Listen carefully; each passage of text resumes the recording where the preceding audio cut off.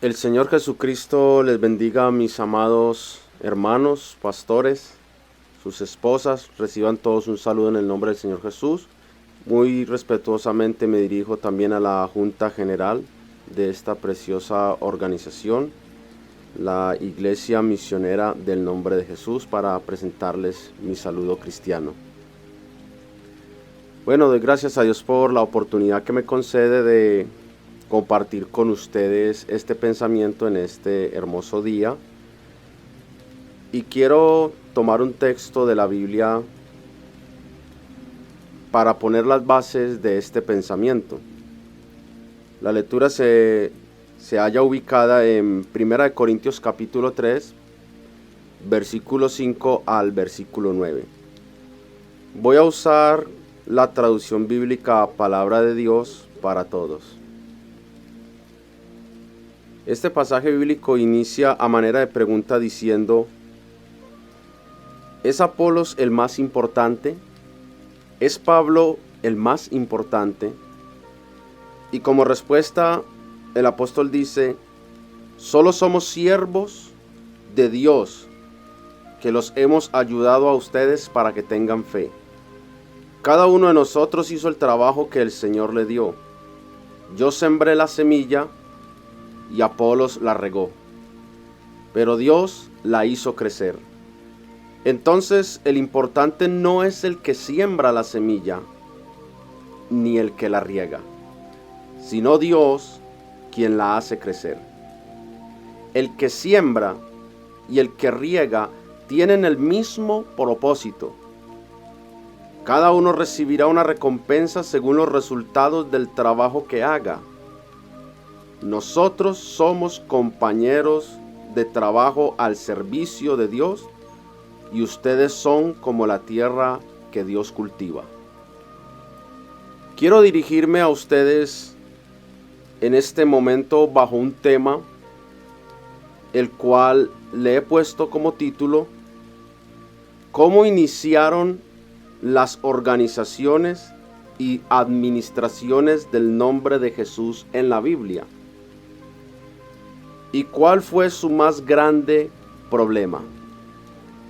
Este tema no solo lo voy a compartir con ustedes, sino que también lo voy a subir a mi canal de YouTube y a mi página de Facebook, porque he considerado que es un tema de gran importancia para el pueblo de Dios en este tiempo.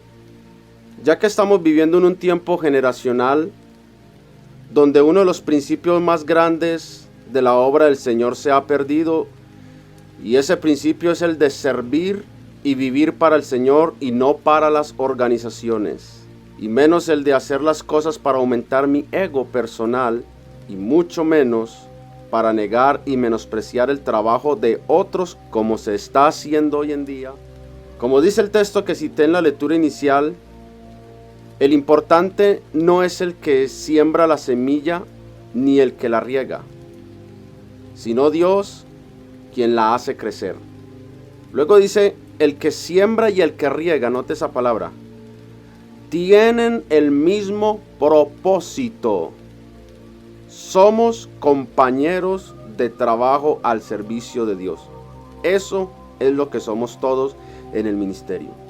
Compañeros de trabajo al servicio de Dios bajo un mismo propósito, pero a la hora de la verdad no somos los importantes, sino que es el Señor Jesucristo el importante en esta labor.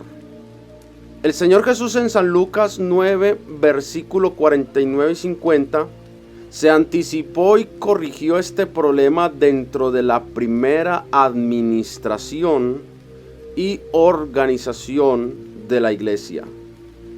El problema de no reconocer el trabajo de otros ministros, pastores y obreros dentro de la obra del Señor, por el simple hecho de no pertenecer a la organización o grupo tal. Lucas 9:49, versículo 50 dice en la traducción lenguaje sencillo de la siguiente manera, y quiero que le presten atención porque ese mismo espíritu que hubo en aquel tiempo en los discípulos del Señor es el mismo espíritu que continúa en muchos pastores, en muchos líderes y en muchas organizaciones hoy en día.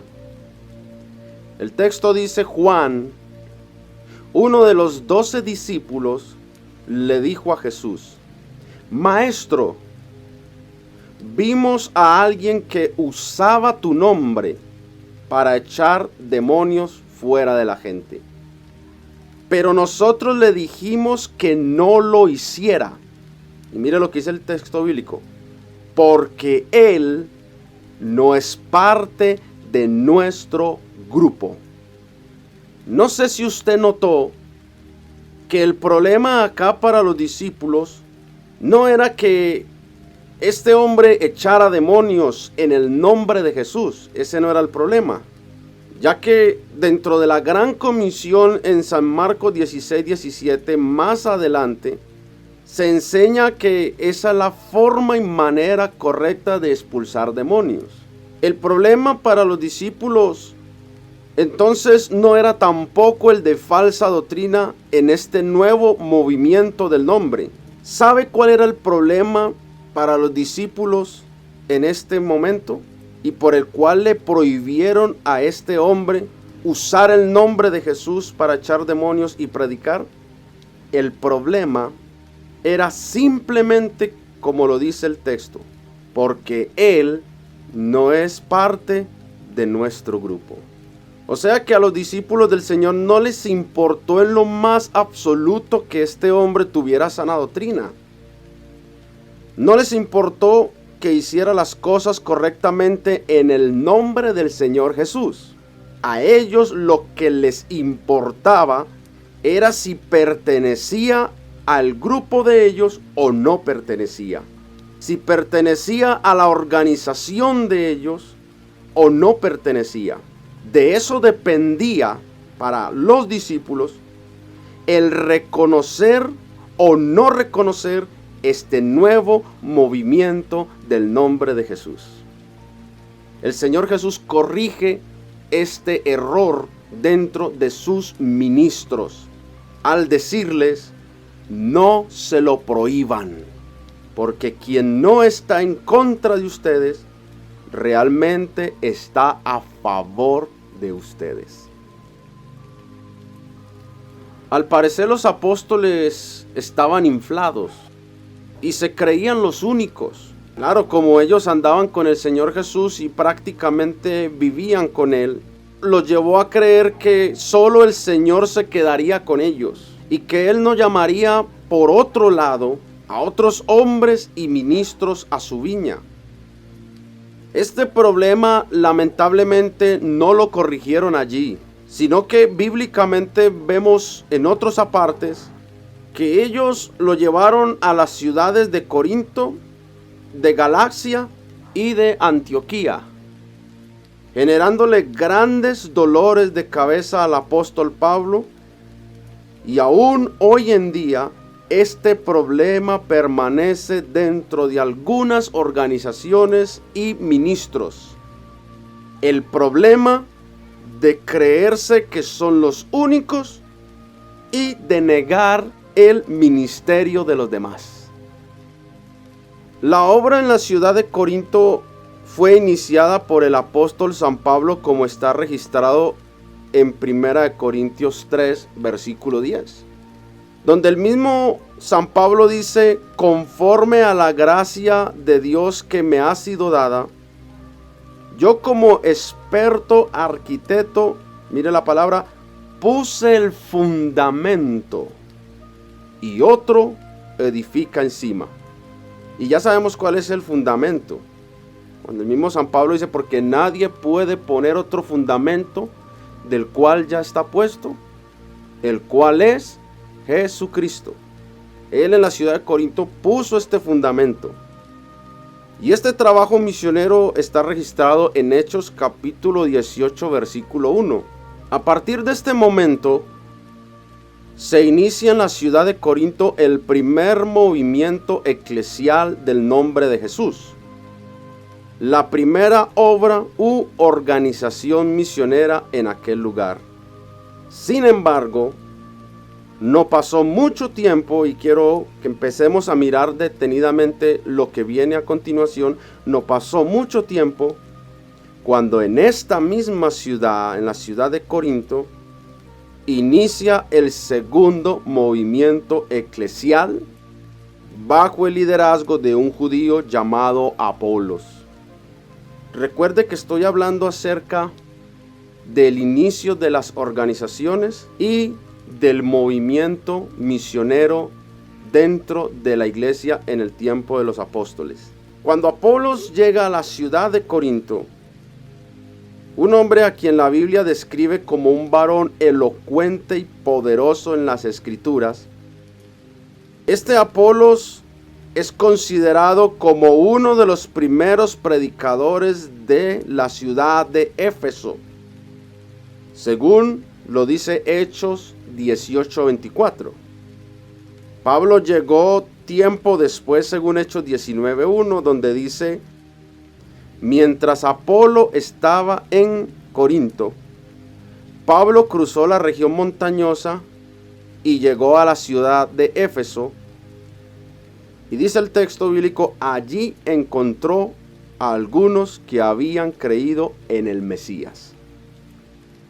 Algo hermoso en este pasaje bíblico, y que pocos lectores de la Biblia ven, es el movimiento misionero del Espíritu Santo. Mire, el apóstol Pablo y el apóstol Apolos no se conocían ministerialmente. Sin embargo, en los capítulos 18 y 19 de Hechos, se ve cómo el Señor Jesús ya venía trabajando no solo con el movimiento cristiano en Jerusalén, dirigido por Pedro y los otros apóstoles, sino que también por este lado, mientras Pablo predicaba en Corintios, según Hechos 18:1, Apolos ya estaba predicando en Éfeso. Luego, cuando Pablo cruza a predicar en Éfeso, ya el verdadero dueño de la obra, el Señor Jesús, estaba moviendo a Apolos a la ciudad de Corintios, según Hechos 19:1. Yo le invito a que pare un momento este audio y compare estos textos bíblicos que le estoy diciendo para que usted vea cómo el Señor movía a estos misioneros y estos movimientos eclesiales del nombre de Jesús.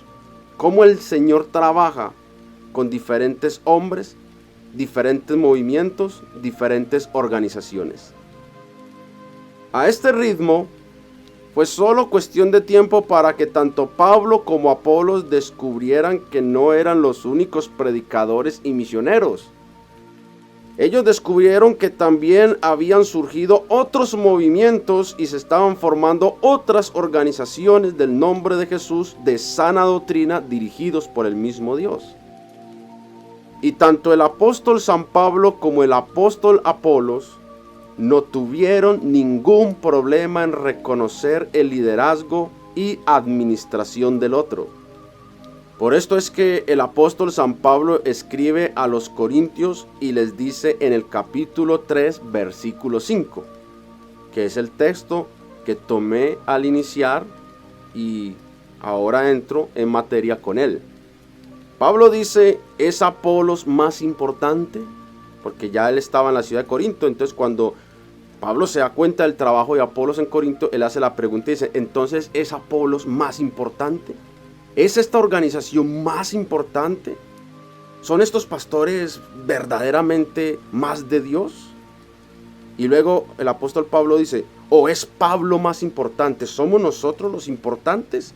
¿Es nuestra organización la importante? ¿Nuestro movimiento?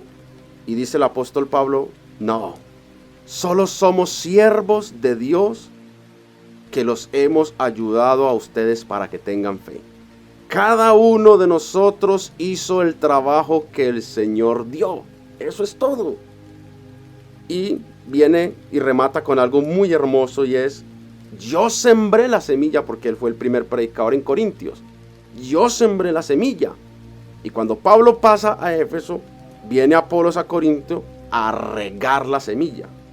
Yo sembré la semilla y Apolo la regó, pero Dios la hizo crecer. Y es donde dice el apóstol, así que el que siembra y el que riega no son mayor cosa, porque estamos haciendo una función, un trabajo. Dice, el grande aquí, el importante aquí, el verdadero es el Señor Jesús. Y cuando el apóstol Pablo dice en 1 Corintios 3:10, yo como experto arquitecto puse el fundamento y otro edifica encima, ese otro al que se refiere el apóstol Pablo en gran parte es al ministerio de Apolos. Lo que estoy diciendo con todo esto es que cuando ellos se dan cuenta del movimiento que había en la ciudad de Corinto, ellos se reconocen mutuamente y el apóstol Pablo en sus escritos reconoce el trabajo y la labor de Apolos. Era tan grande el reconocimiento ministerial que había entre ambos movimientos que Pablo llegó a pedirle a Apolos el favor de que ambos movimientos se integraran y que confraternizaran. Pero en respuesta a esto Apolos le dijo que no podía. Esto que estoy diciendo se ve en 1 Corintios 16, versículo 12, donde dice, muchas veces he tratado de que Apolos vaya a visitarlos, junto con los otros hermanos. ¿Cuáles son los otros hermanos de la iglesia que menciona acá? Los que andaban con Apolos, los que él había ganado, el grupo que él tenía. Y cuando Pablo escribe a su grupo, le dice, ya le pedí el favor al misionero, al apóstol Apolos, que con los hermanos que tiene, les visite a ustedes para que se integren, para que confraternicen. Pero dice el texto, por el momento no ha querido hacerlo, pero lo hará cuando pueda. Claramente se ve que el apóstol Pablo, a pesar de no estar en Corintios cuando le extendió esta invitación a Apolos y a los hermanos que estaban con él, claramente se ve que Pablo no tenía temor alguno de que Apolos se le llevara al grupo, porque él no estaba en Corintio. Y él le dice a Apolos, vaya, visite la gente con sus feligreses, intégresen. Y me llama la atención porque no se ve que Pablo tenía temor alguno de que Apolos se le llevara al grupo, de que pronto Apolos lo dejara sin su mega congregación. Pablo no tenía el temor de que Apolos se le llevara los diezmos y las ofrendas a través de los creyentes, cosas que cuidan muchos pastores y organizaciones hoy en día al punto de pelearse por esto. Porque el temor no es que se lleven los creyentes, hermanos. El temor es que se lleven los diezmos y las ofrendas y que el ego deje de ser alimentado por congregaciones grandes bajo el cuidado de dicho pastor.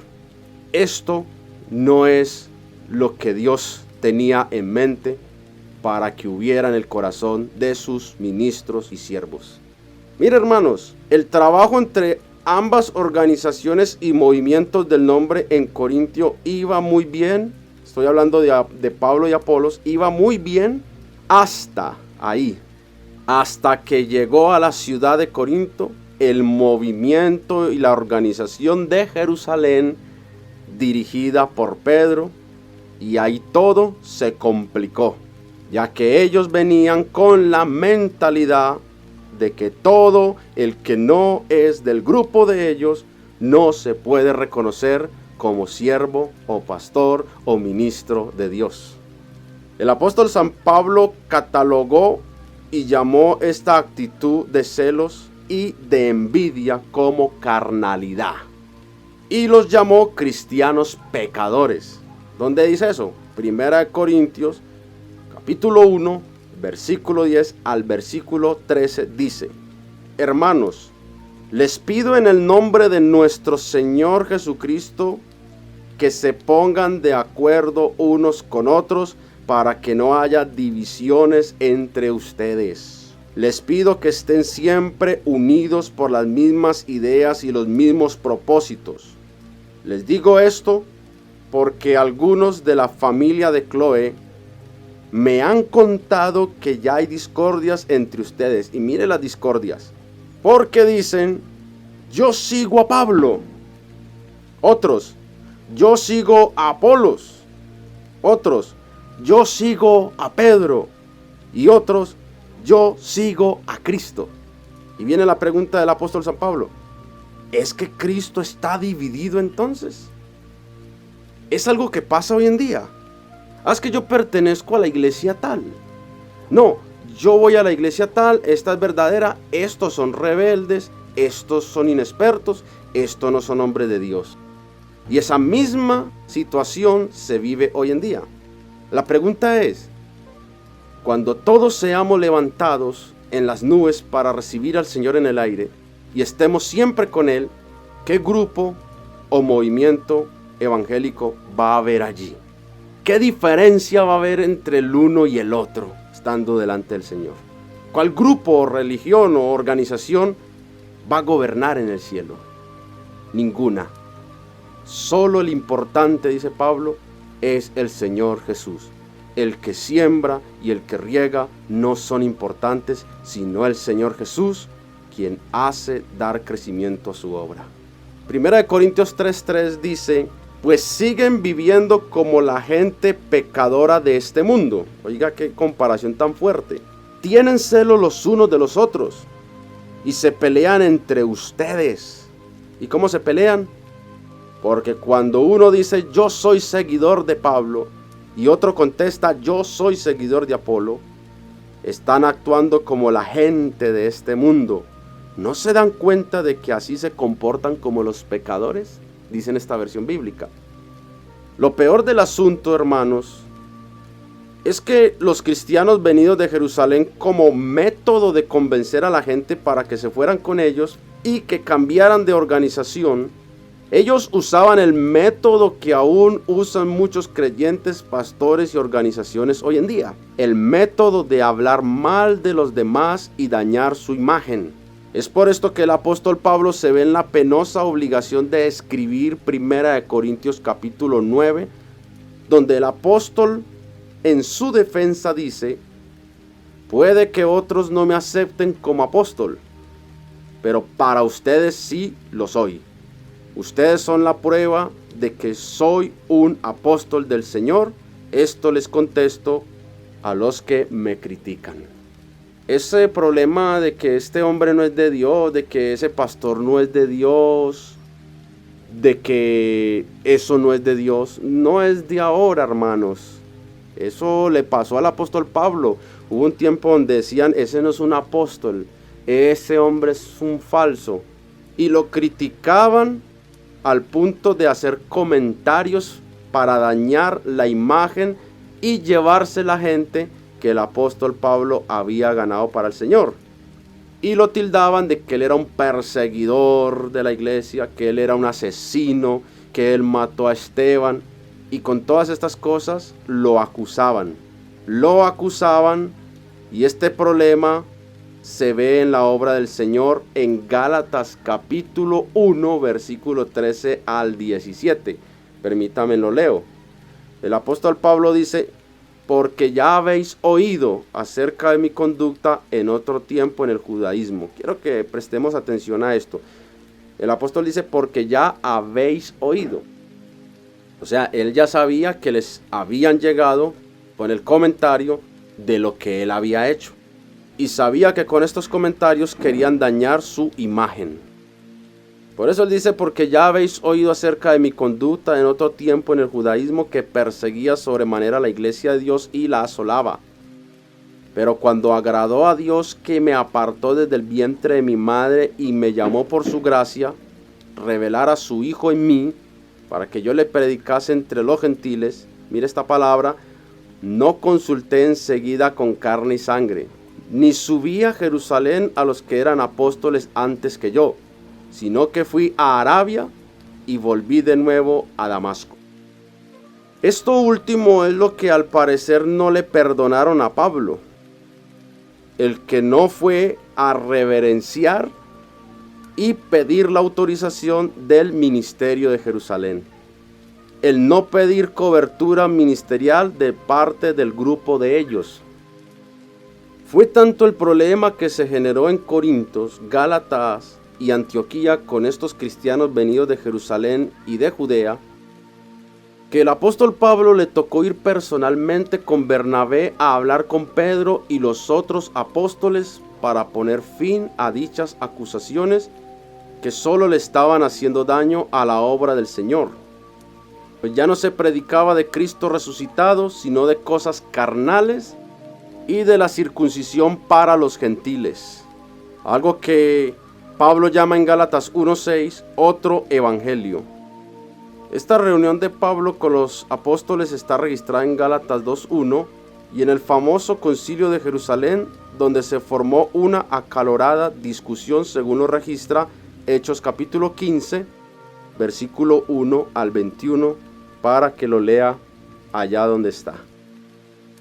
Como respuesta y solución a este problema, la administración de Jerusalén le dio al apóstol Pablo y a Bernabé unas cartas, y enviaron con él unos líderes de Jerusalén, figuras visibles para todos, a fin de que al verles con Pablo y con Bernabé, todos pudieran creer y aceptar que Pablo sí venía con el reconocimiento de los grandes apóstoles de Jerusalén y de la gran administración de aquel lugar.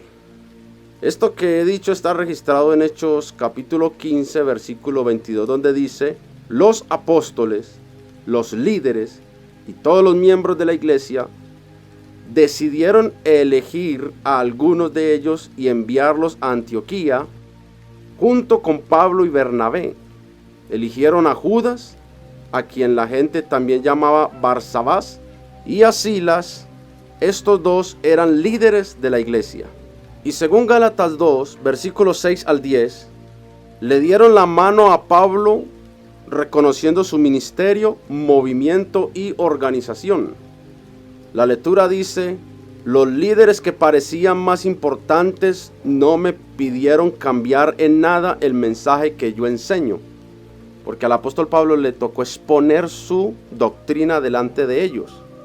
Sin embargo, el apóstol Pablo dice: aunque a mí me da igual si ellos son importantes o no, porque ante Dios todos los hombres son iguales.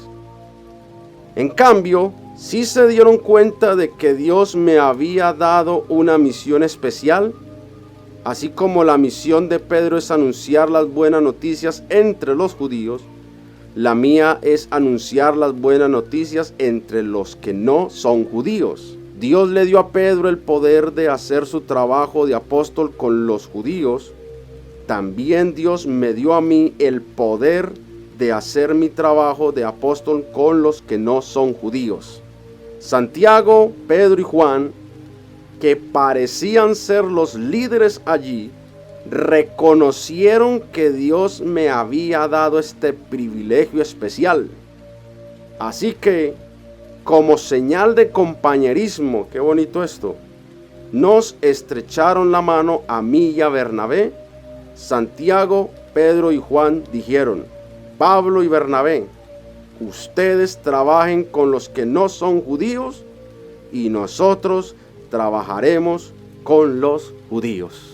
Y quiero ir terminando este pensamiento con 3 puntos breves. El primero es que Silas, quien venía de la organización de Jerusalén, le gustó tanto el método de trabajo del apóstol Pablo que decidió cambiar de administración y seguir trabajando con la misión que Pablo llevaba.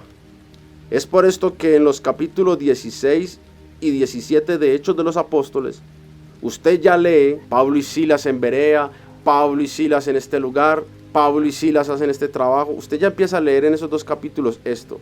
Sin embargo, no hay ningún registro bíblico de que Pedro o los demás apóstoles se disgustaran por esto o tildaran a Silas de rebelde o de ser un pastor doble o un ministro doble.